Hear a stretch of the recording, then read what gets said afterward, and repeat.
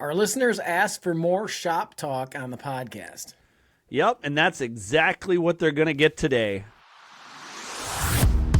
It's showtime. This is The Ski Show, the ultimate show ski podcast, and your one and only source for all things show skiing, bringing you news, knowledge, and interviews with the legends and stars of our sport. Here are your hosts, Matt Heilman and Adam Schaller.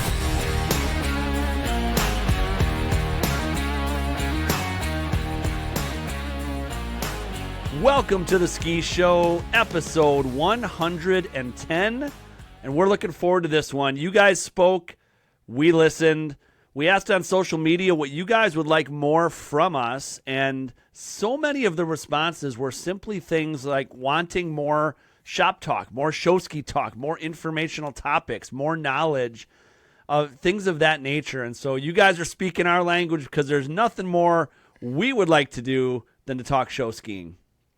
Correction, there's nothing more that you would like to do. This is true, but this is fun. I love this part because this is what, I mean, Dave and I do this all the time. We get people that direct message us. We're on phone calls all the time with different show directors and team leaders. They like to pick our brain. You and I have said from the beginning, Adam, we've done a lot of informational podcasts, episodes. We could do more of it. We want this to be an area where we give back, we share knowledge. Yes, we want to shine a light on show skiing, and we're going to continue to do all the great interviews and all sorts of things. And we want this to be a source of knowledge. And so we've got Dave Raisin on the show. Hi, Dave. Hey, guys. And we're going to be sharing our experiences, sharing our knowledge as best we can. We may not know it all. We may not have all the answers. We certainly don't, but we're an open book. We've got nothing to hide. We've got things to share, experiences to share, and we want to share with you in any way we can. And so today is going to be a fun one at that one. Yeah, two things to mention.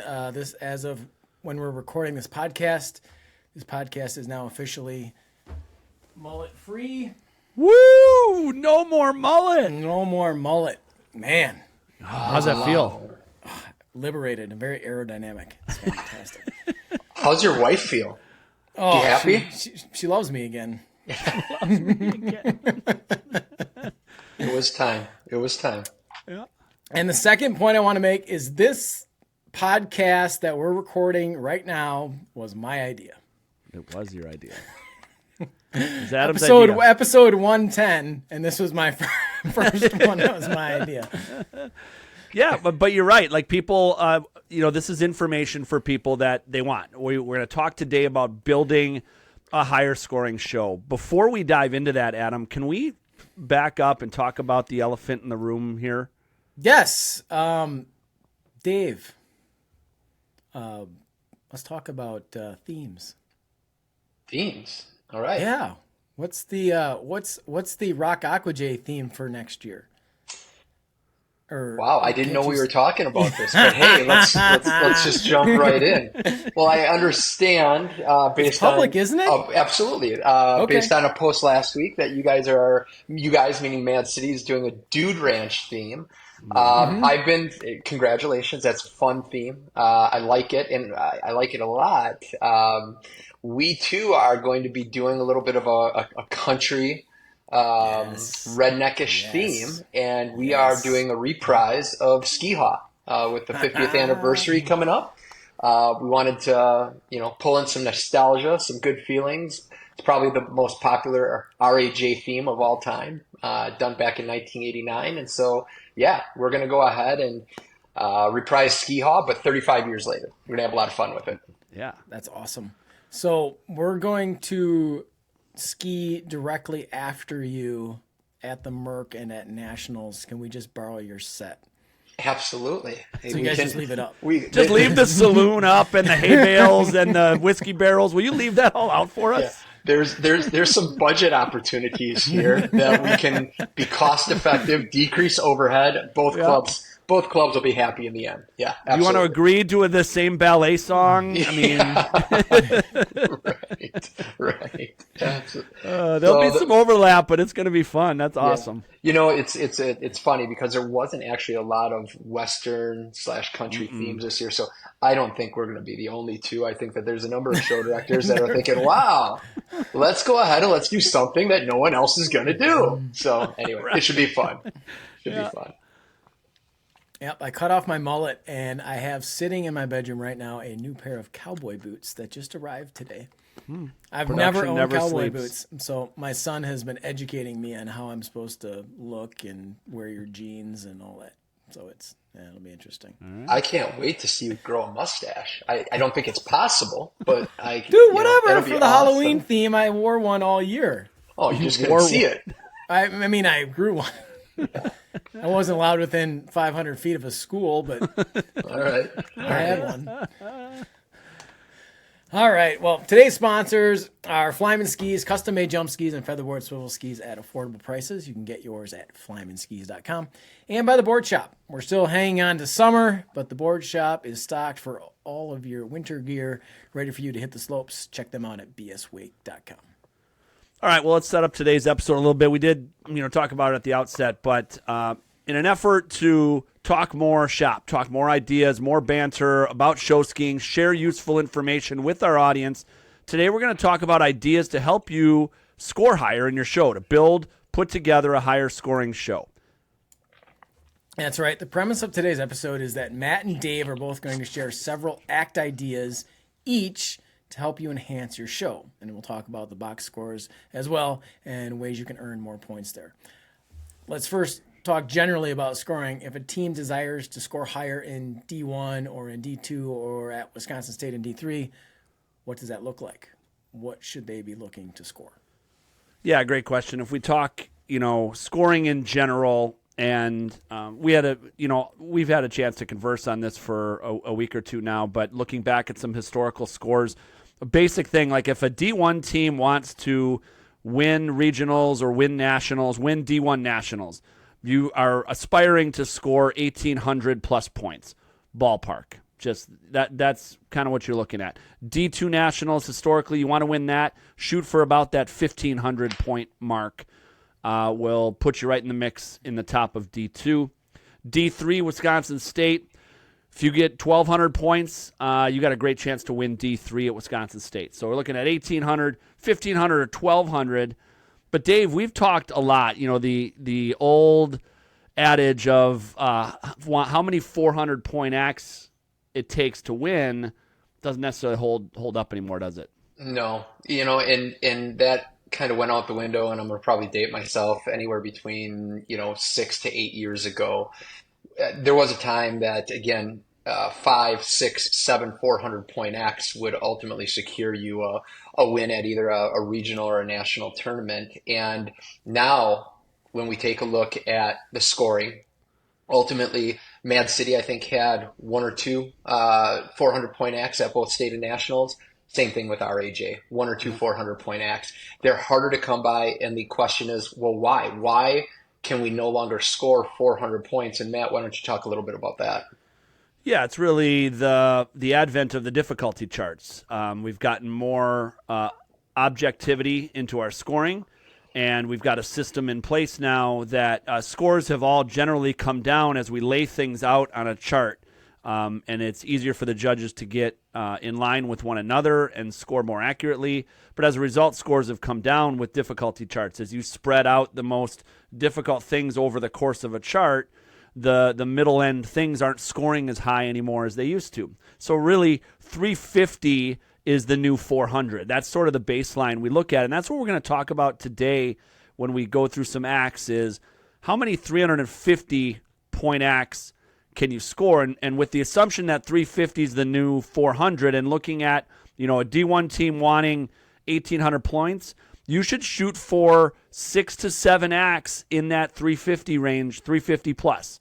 That should be your goal. Half of your acts, if you can get them in and around 350 and beyond, you're going to have a great chance to win D1. A top D2 team should shoot for 4 or 5 350-point acts, and a top D3 team should shoot for maybe 2 or 3 350-point acts. And so if we just kind of look at that baseline, if you're listening today, that might be your goal. If you have a goal on where you want to finish, acts you want to put out, and you want to start putting out some higher scoring stuff, we're going to take the basic premise that 350 is the new 400, and we're going to build some acts today that'll score 350 points and chat through that.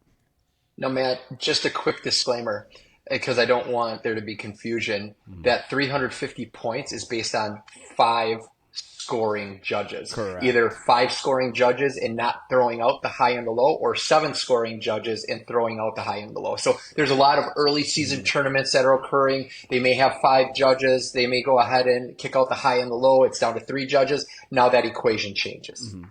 Correct, and it's just math. And so if you ever want to do the conversion, if you're at a tournament that's only got 3 judges or has 5 and throws out high and low, the math is a 350 is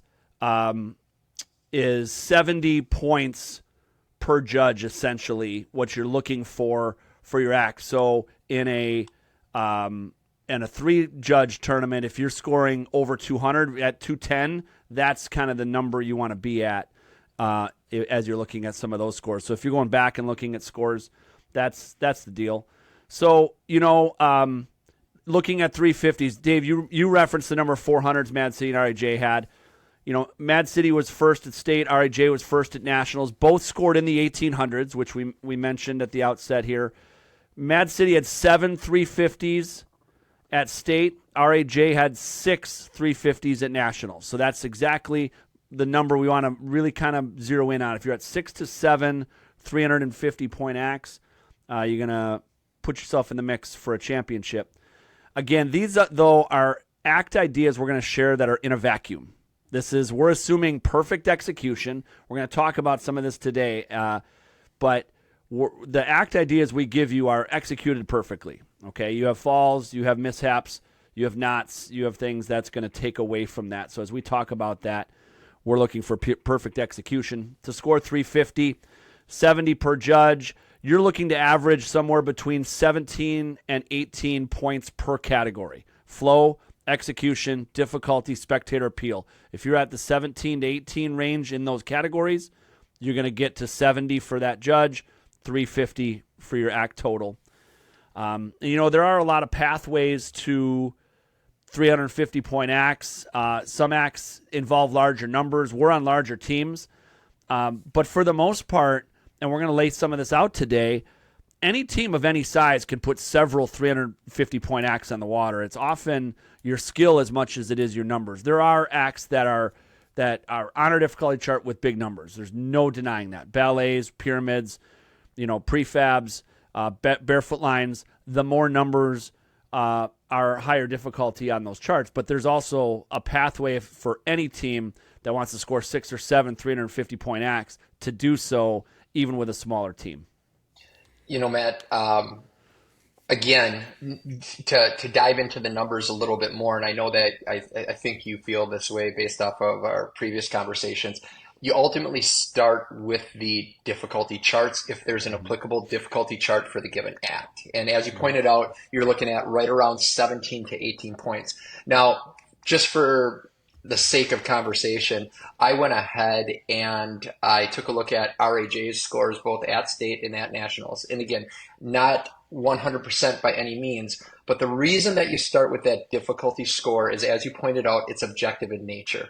And if it's fully executed, ultimately most judges, not all, again, it's not black and white, but most judges usually score between 0 to 2 points off that difficulty score for the other 3 categories of flow, execution, and spectator appeal. Not all the time. There might be outliers, but I would say in 80% of the cases, it's a 0 to 2 point swing off the difficulty score. Mm-hmm. Yep, exactly right. And we, I do the same. I start with difficulty as we build an act and kind of figure out what we think it might score, looking at the difficulty first and then piecing together the act and what the flow will be. I look heavily at flow as well. We assume when we build an act and we're in the off season, we're putting together an act order, we're assuming perfect execution as we build these acts. but now we got to figure out how it flows, how it fits into the sequence of our show, and we start with the difficulty and then build it out from there. So, the other thing that I would just wanted to chime in as another disclaimer is, what we discussed today, these are opportunities that may not be immediately available to you, right? But you ultimately, as show directors, you may have to put a process in place to work and develop your members' skill sets, to develop your numbers over the course of time to get you there. You might be close and you just need a few more members, or you need to develop, that expertise and skill set of your skiers to kind of put you over the edge to get to that 350. Exactly. All right. Before we ask you guys to share the acts you've put together, let's talk about box scores. What should a team do to enhance their box scores? Yeah, that's a great question. I mean, we're going to talk a lot about acts today, but box scores matter big time if you are wanting to build a higher scoring show. Now, the final math, box scores are 1/3 of your score, and your skiing acts are 2/3. So there is that. So the skiing does weigh out, but I often find there's a lot of synergy between box scores and skiing. They're often tied together, and a few examples I'll give. Towboat driving helps with flow and execution. If you think about that on a basic level, your tight patterns in a variety act, in a 4-boat swivel act, how are they doing in their patterns? Jump, are they tight enough? Are they lagging behind? How's the flow? Execution. We've all seen a driver snap 8 conventional couples off the dock, and they're all on their face because it was a hot pull. That affects your execution. So your towboat driving and your act scores are tied hand in hand. Similarly, your energy, your showmanship, those help your spectator appeal of your acts. Okay, are you resonating fun and energy and a quality introduction and awesome showmanship? That can help your spectator appeal. Fewer falls tends to help your pubs. And I know there's people that feel the opposite way, that the more a pub is doing, the higher they should score. And I can agree with that to a point, but what happens is when a show has a lot of falls, there's more mistakes for a pub to make. They'll be throwing rough water up. They'll be out of position because they got to run skiers to a different dock because they have fallen. There's often more mistakes made when the pub is running crazy because there's a lot of falls. So fewer falls tends to help your pub. Good announcing, Adam, as you know, it's a two-way street. Announcing helps your flow, and flow helps your announcing. Oh, yes, it does. Yeah. So those box scores are hand in hand.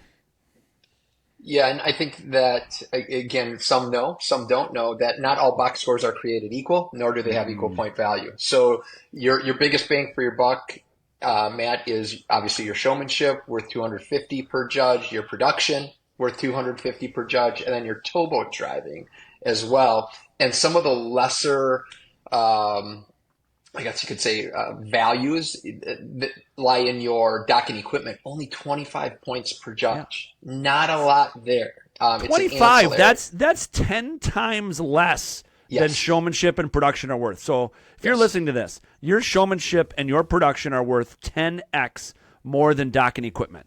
Right. So like if you get a knot in a trio, like don't even sweat it because your docking equipment is 25 points. Put your effort in up front into planning in your showmanship and your production.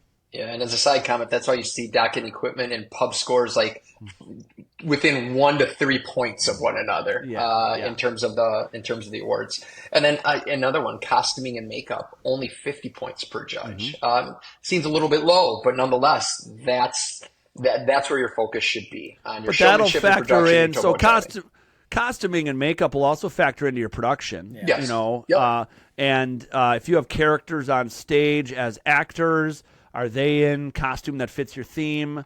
Those things all play a role. So you're right. Those are the big ticket items: showmanship, production, towboat driving. So if you're a team wanting to enhance your box scores, those are the areas to focus on. You get the box score explanation sheet back. One of the first things I do is when I get scores and I compare us to, let's say it was nationals this year. Rock Aqua Jays took first, we took second, Wonder Lake was third. I pull all 3 sheets I look at the act score total of all three teams, and I look at the box score total of all three teams, and I want to see where we are relative to them. Did we outscore them in the box scores but got beat in the skiing, or vice versa, whatever that might look like?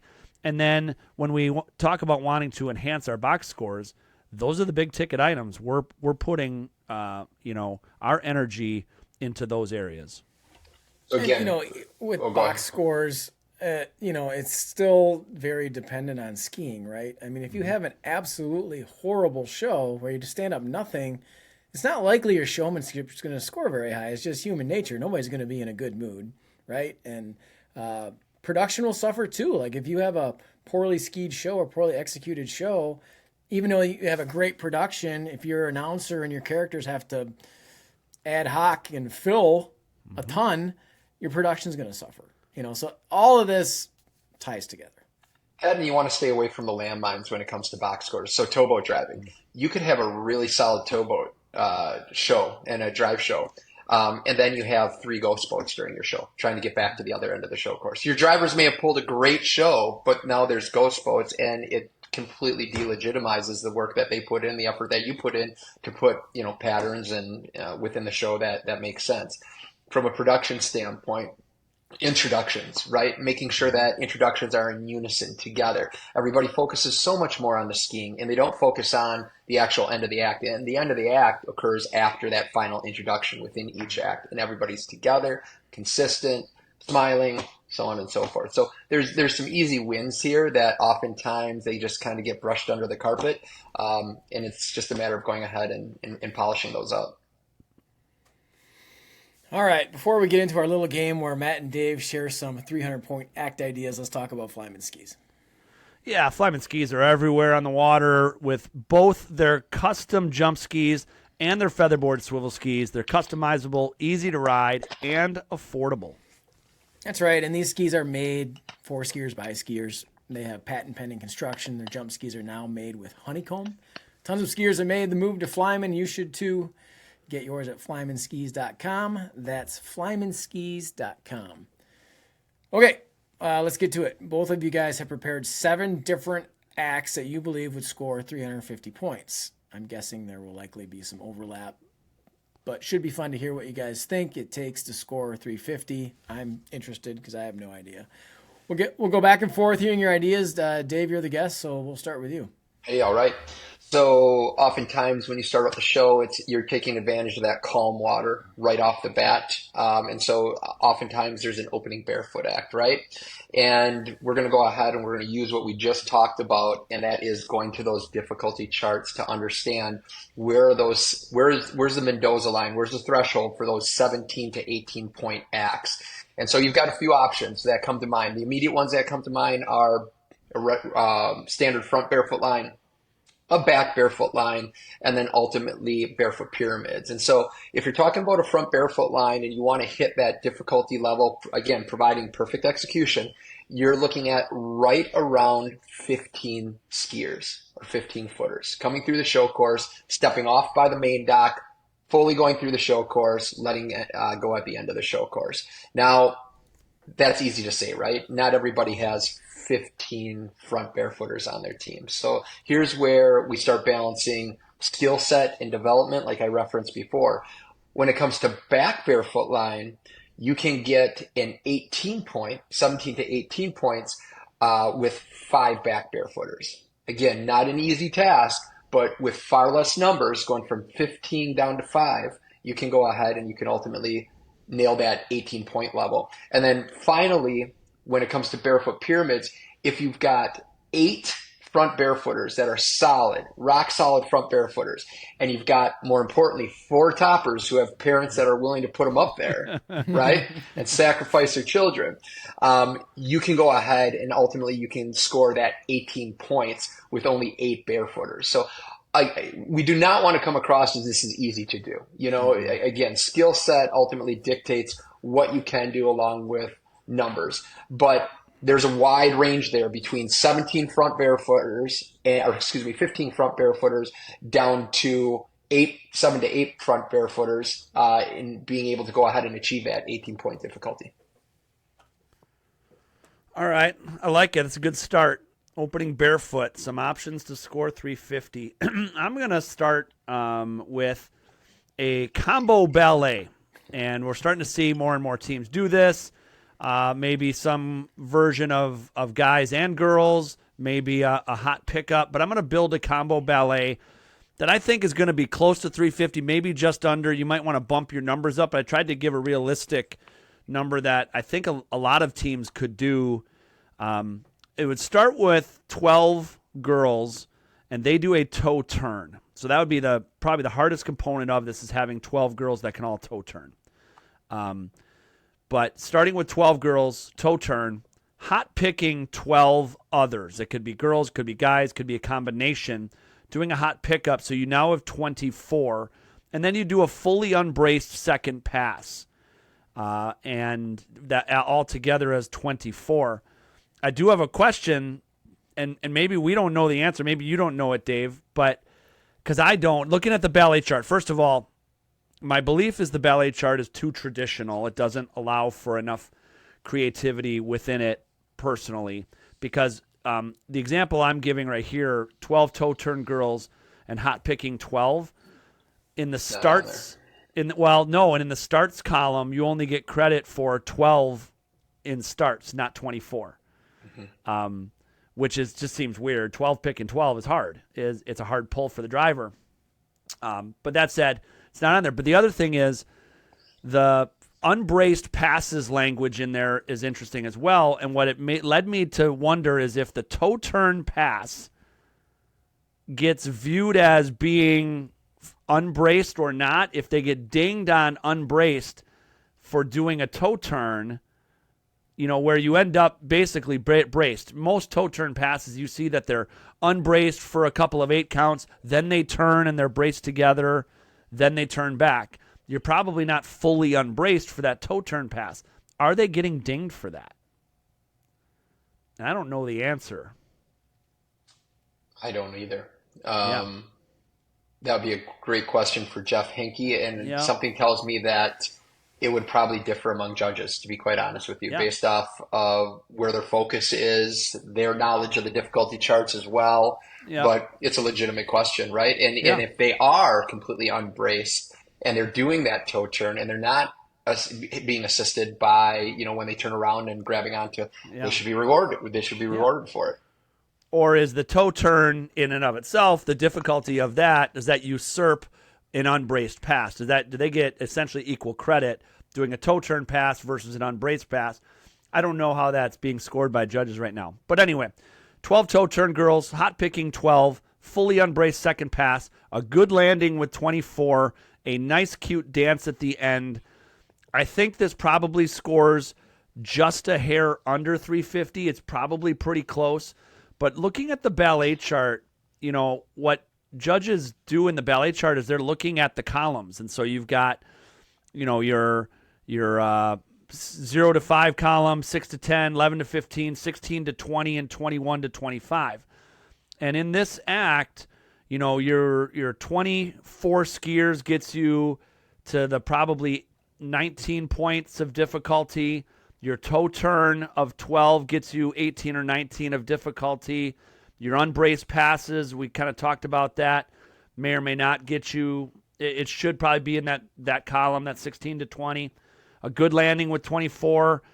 I'm thinking that your difficulty should probably, depending on what they do with the starts and with that unbraced pass in the judges, your difficulty is probably going to be somewhere around that 17-ish level, and a shot to score 350 if it's clean. So there's a combo ballet idea.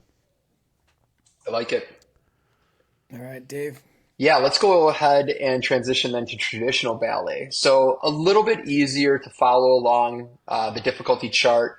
Most, obviously, I think just about every team has a standard ballet act. You're looking at three full revolutions, 2 different holds, 2 passes fully embraced with both arms and legs in unison. And that's so easy for the judges to be critical of. They're looking for, obviously, that rope in between the legs pass, arms in unison. And again, when it comes to either the toe hold or the heel hold pass, same thing. Everyone's together and consistent. You're looking from a volume or a number standpoint right around 22 to 23 skiers. So similar to, not exactly in regards to the combo ballet, a few less skiers, 22 to 23. Again, solid landing, fully braced on the landing. You're going to get dinged if you break apart, as you should. And then we get into some of the components that you talked about, Matt, before, in terms of if you wanted to go ahead and increase the value of that ballet using an accessory, for example, whether it be a scarf, a hoop, some sort of prop on the water. 10 to 12 skiers doing toe turns, like you made mention of as well. You could shake it up like that. And then when it comes to toe turns, doing a straight line turn versus an assisted turn, just like we talked about before. Yep.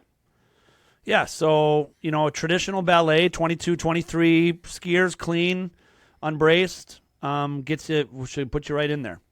Does it say anywhere in the difficulty charts that they have to dance? No. Okay. Nothing on that. That's, it's become customary, right? Well, it's become customary, right? I mean, what I've seen is where they're doing dances before they ski and after they ski. Is that before they ski? Is that adding anything?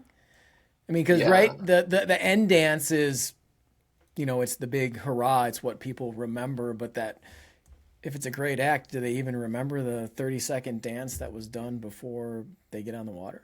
Well, here's when the other categories come into play. So I think that because it is so customary to have a dock dance, a stage dance, at least one of the two, you're going to suffer in spectator appeal if you don't have those ultimately. Same thing with flow. Now, we've seen shows, we've been part of shows that the flow was so good that we're able to go ahead and go right from like an opening barefoot right into ultimately ballet hitting the water. But certainly as that water is calming down after ballet act, it's all chopped up, having that stage dance, having that opportunity to show a little bit of choreography and whatnot. I think if you didn't have some sort of choreography there, you're going to get hammered pretty good on the spectator appeal. Yeah, you'll need to have at least one dance for sure. But to Dave's point, like flow is important. So like you could flow straight into ballet without a starting dance, but you want to do a stage dance for sure. But that stage dance helps that flow for that next act in the show. Correct. Because the water's shit, right? Yeah. So yeah, calms that water. Yep. All right, I'm gonna talk. My next act is prefab. This will be fairly straightforward. The chart's pretty clear. One idea for teams that don't have as big a numbers of prefabs is to do 3 prefabs and then presto those into a double top 4. Okay, so you take 3 off the dock, you go out in the corner, and you come back as a double top 4. That's an 18 for difficulty, and that's a fun act to watch. It's really cool. It starts off the main dock right in front of the audience. You come back as a double top 4. So, and I know there's a lot of, there are smaller teams working on double top 4s. You don't need all the numbers to do a double top 4. You need, at minimally, you need 18 people. You can get that done for a double top. So that's one idea. The other one, if you just did traditional, straight prefabs, you could do 4 prefabs is 15 on the difficulty. That would be a stretch to get you to 350. It would have to have amazing flow. You're going to have to stand it up perfectly.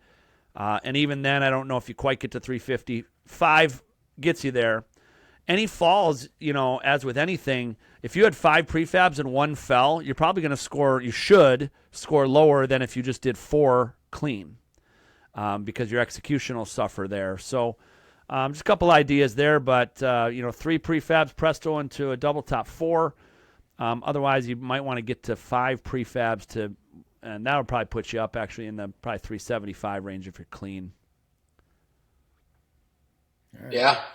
Variety act. So that's my next one. And so there's so much that you can do within a variety in a montage act, whether it's jumping, tricking, shoe skiing, swivel, and whatnot. We could spend all day talking about adding different components and the value of that. I'm not going to do that. What I'm going to tell you from a variety act standpoint is proceed with caution. And the reason that I say that is there's no difficulty matrix or chart associated with variety act. And that's okay. That is completely fine. You shouldn't have to have a difficulty chart in order to select it as one of your 13 acts.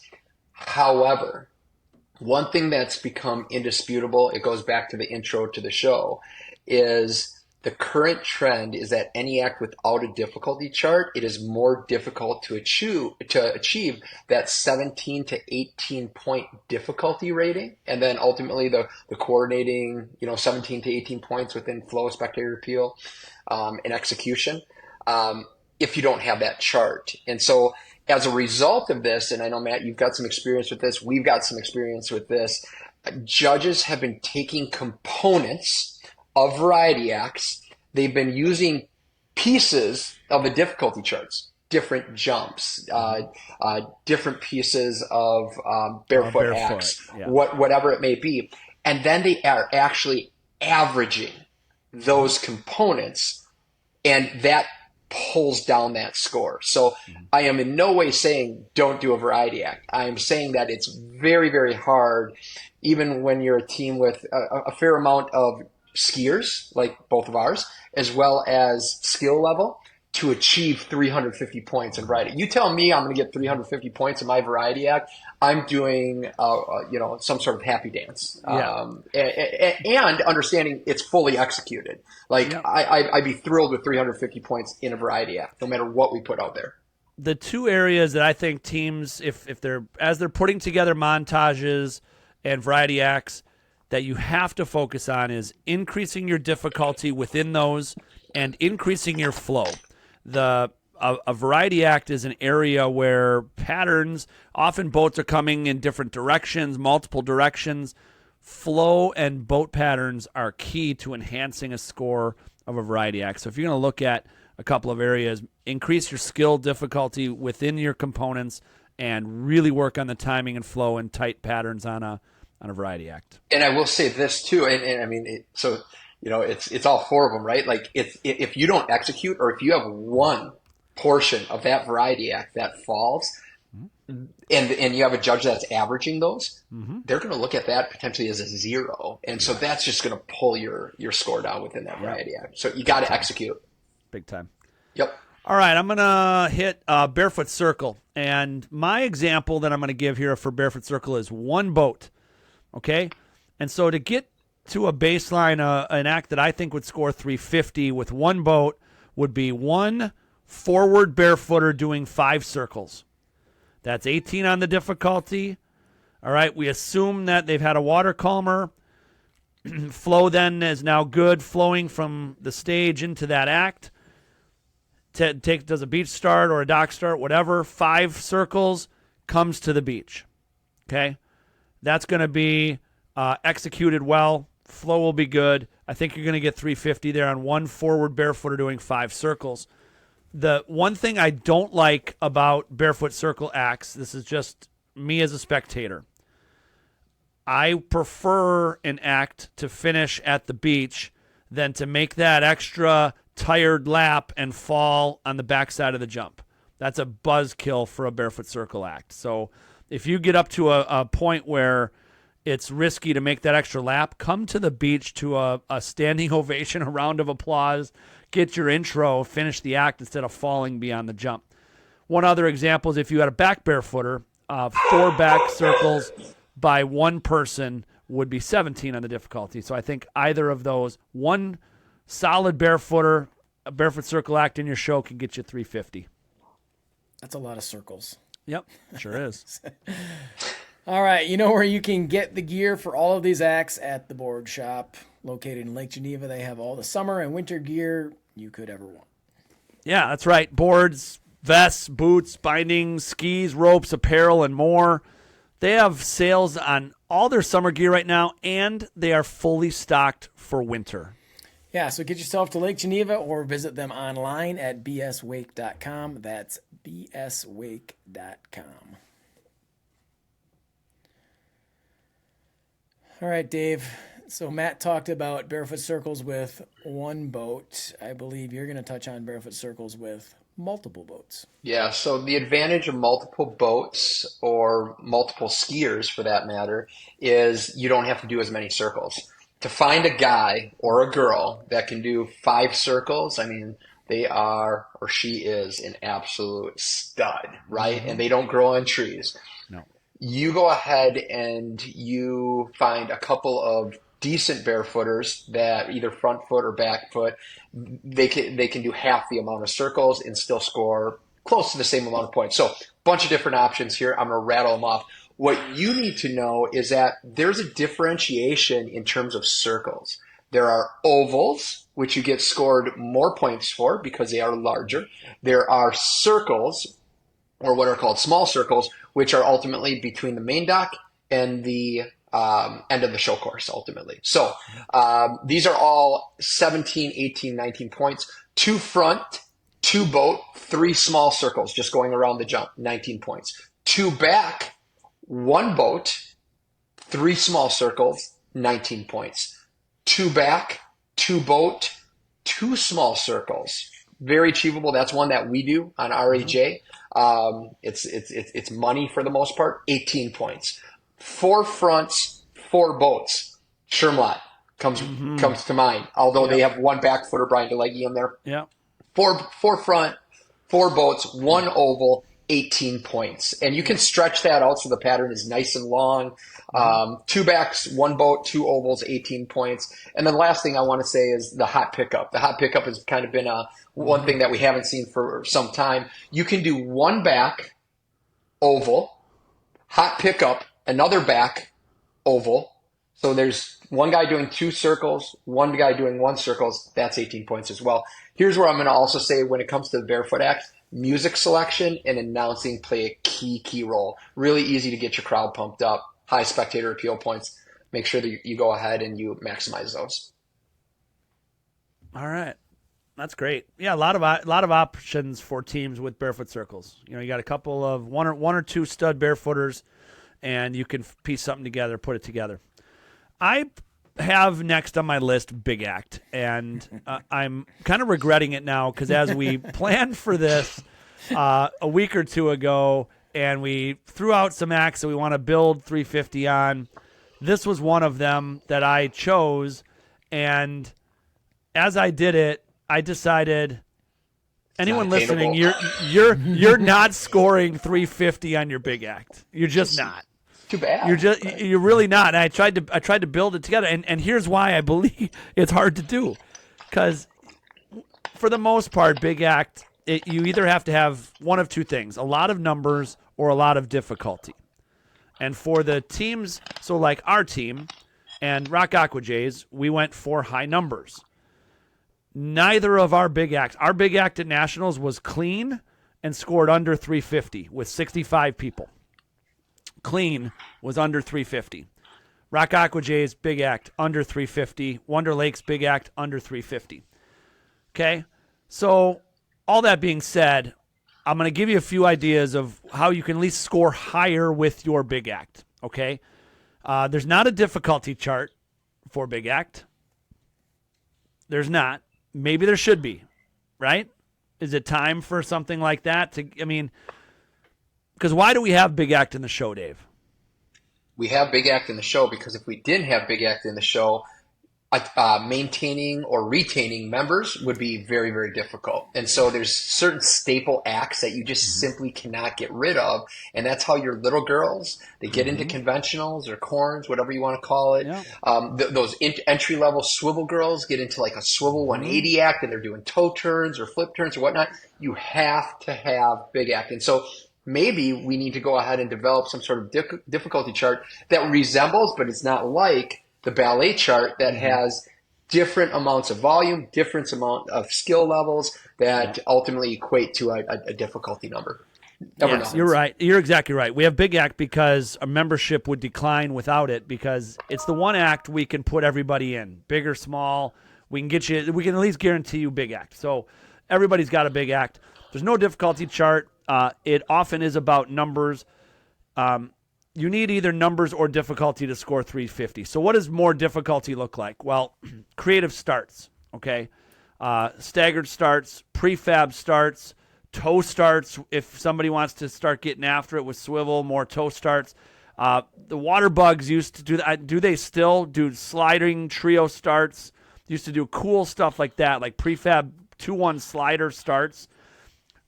Getting more difficult with that. More difficult maneuvers in your swivel and strap doubles boats in particular.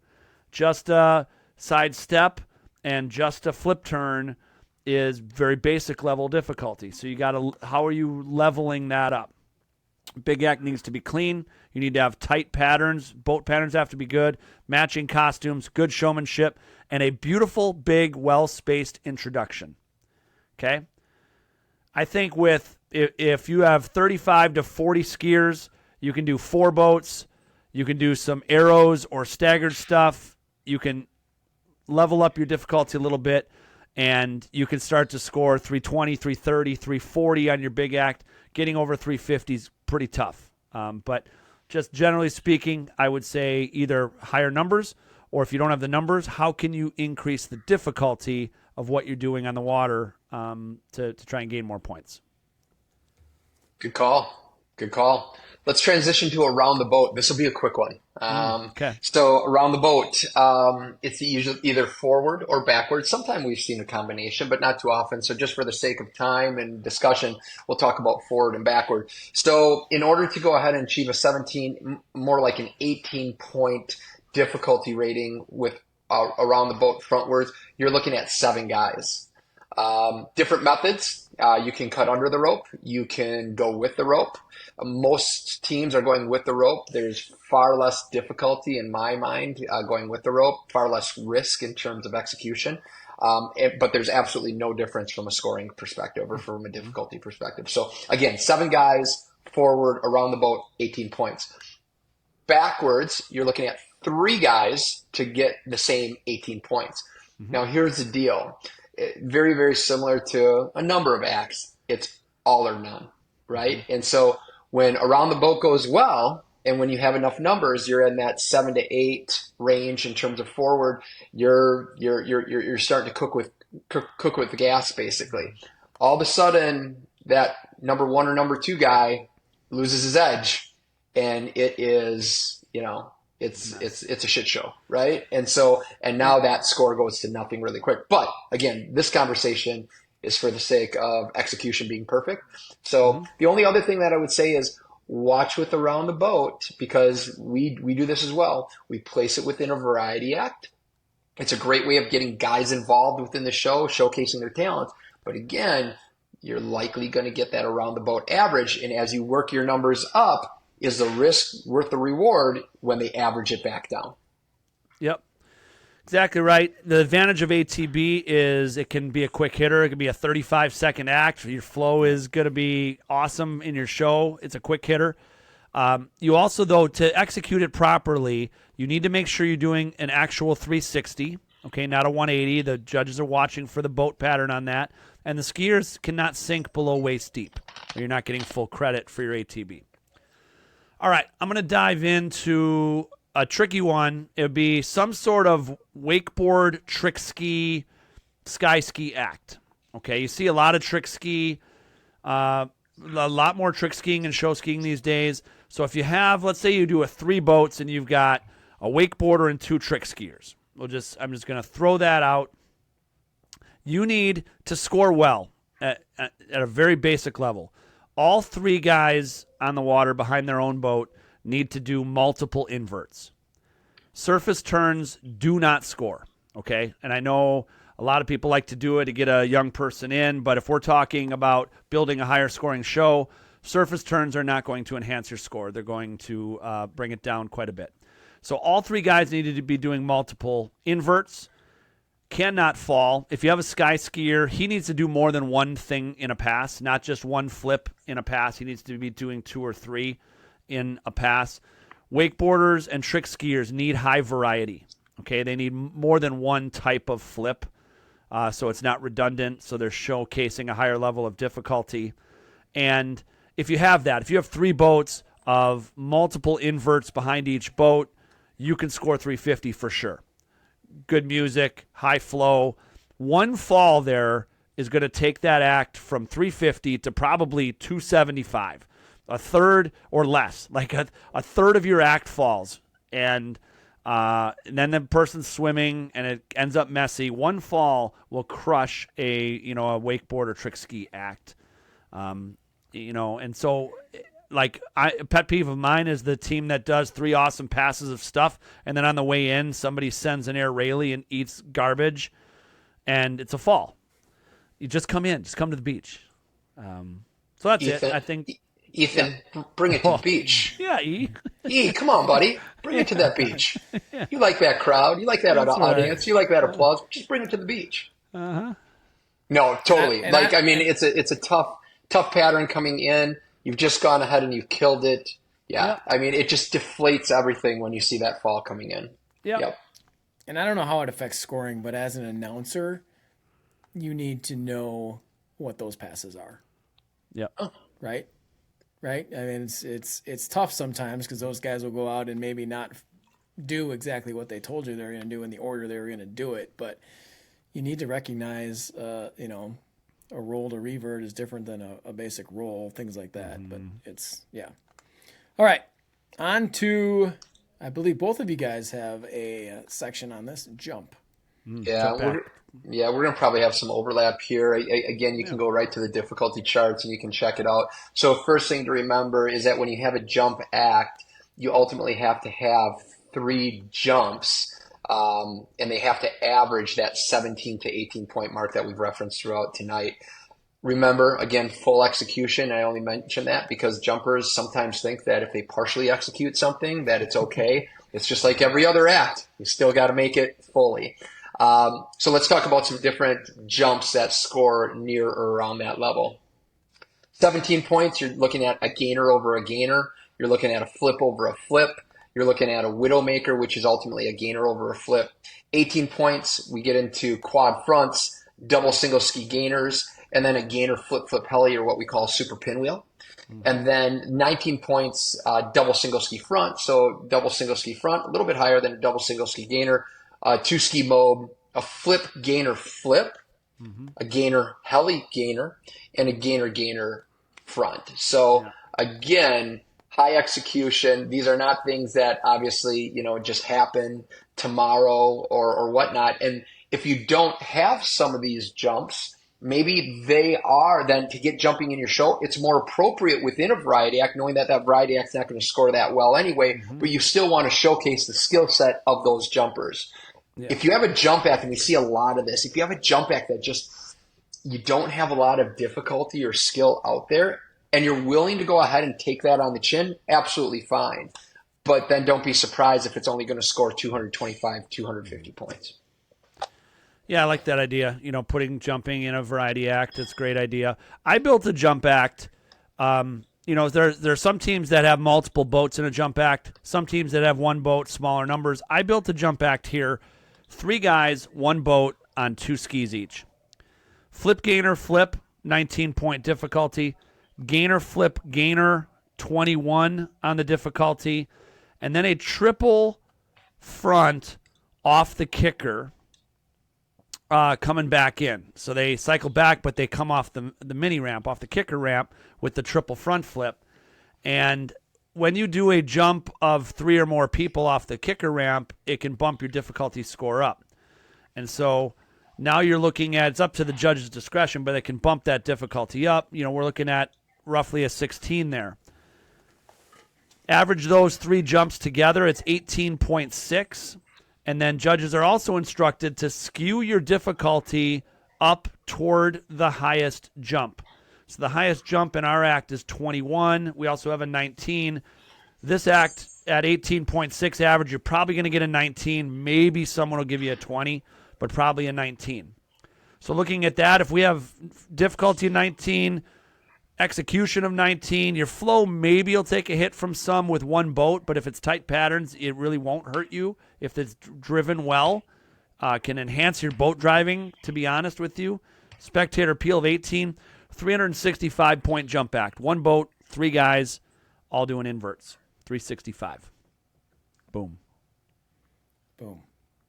All Dave, right. pyramid. Ooh, pyramid. We've got a pyramid here. All right. Yeah. So, it's great to see pyramid develop over the course of last years. There's far more Division 3 and Division 2 teams that are building four highs now, multiple four highs. That's great to see. And so you're not going to be very far off if, you're at or near the point where you are starting to see double four highs in your show or getting to that level. And I say that because, again, we've talked about that 17 to 18 point level. At a 16 is a 4-3-4. And if you're doing a 4-3-4 or even a 2-4-2-4-2, you're getting close to that 16 point level, just under that 350 points. A 17, albeit it's not on the difficulty chart, if you can add 2 ones to that 4-3-4, now that's going to get you to your 350 point level.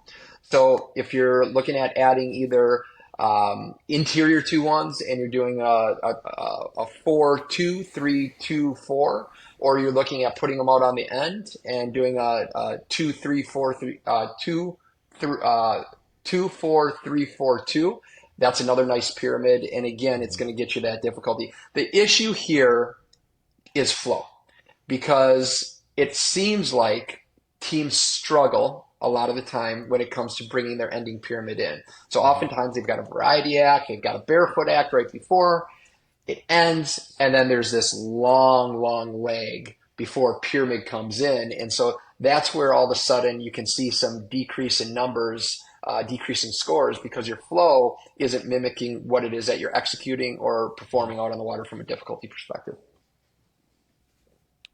Yep. Good stuff. A lot of options on pyramid there. My final one here is I want to have another creative idea for our audience, and it's looking at backbreakers. You see a lot of teams, big and small, doing backbreakers of some sort, and you're going to have to hang with me here on my methodology, because it may not be exactly what the officials would do. It is what I would do. But I'm looking at 2 boats, each with a front barefooter towing a jumper, and it's coming back to the beach. So boat number 1 is a front barefooter towing a 2-ski gainer. If we just put a 2-ski gainer in a vacuum, that's a 9 on difficulty. That, talking to a couple of judges, I don't know how they all do it, they skew that up maybe a little bit, because being towed by a barefooter at a higher rate of speed makes that 2-ski gainer a little more difficult, as does that barefooter looping around back to shore, towing the jumper. Front barefooter boat number 2 towing a 1-ski gainer, which is a 14. Skew that up a little. Both of them come back to the beach. Tight line, backbreakers all the way back in. If done well, I think your difficulty, you're still probably only going to get between 13 and 15 max on that. Probably, I pegged it here at a 14. But if you could get higher flow, if you could get a 19 or 20 on flow, and you could get a 19 or 20 on spectator appeal by bringing that all the way back to the beach for some excitement, you would get to that 350 with a 2-boat backbreaker act. Is that what you've seen, or what you hope that you would be rewarded for? Yeah, that's a fair question. We haven't done it in that exact iteration. Ours are typically part of montages, and we're not bringing them back to the beach. So I'm not exactly sure. Like the couple judges I've talked to take those jumps and skew it up a hair because they're being towed by a barefooter. It makes it a hair more difficult. But I'm sure Beaver Dam would argue with us that they're not going to get 350 out of a backbreaker type act. But that's exactly where I was going. Yeah. I wasn't actually thinking of you guys. I was thinking about Beaver Dam, and Yep. they've had success with that in the past. They've struggled with it too, losing a jumper here or there, but nonetheless, I know that they would certainly be happy with a 350. Yep. Well, that's good stuff. I think there's going to be a lot of rewind, play, as people are taking notes on building an act order for next year. That's a lot of information in the last 45 minutes. Yeah, and we're, for our audience, these are just, so Dave and I each laid out 7 acts. That's 14 ideas to talk through. Everybody's show's different. We're just 2 guys The judges are always available for questions. Jeff Hankey is awesome at answering questions, and when you have questions about your show, Dave and I are always open door. Ask us anything. Send us your act order. We actually, Adam, you and I have talked a little bit about doing a show writing boot camp of sorts this winter, because this last off season I worked with a couple show directors, and they just have so many that I think are awesome questions that others would love hearing. And so actually going through a process of maybe even letting everyone watch a one-on-one conversation with a show director as they put their act order together and their script and their theme. And if there are people that would like to go through and have us critique, their show script, have us look and talk about ideas with their act order or their components within their act to help you score higher, we're all ears, and we're happy to help. But again, we're just a couple of guys. We have a lot of experience. I want to share that and willing to help any team at any time in any way that we can. Only a message or a phone call away, so please don't hesitate. Yep. We're happy to help you. Great.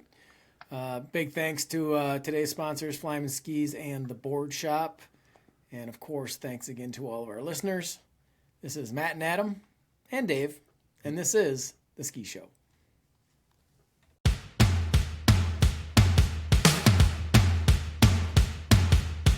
Thank you for listening to The Ski Show, the ultimate show ski podcast with Matt and Adam. If you have questions or ideas for the show, find us on social media or message us at theskishowpodcast@gmail.com.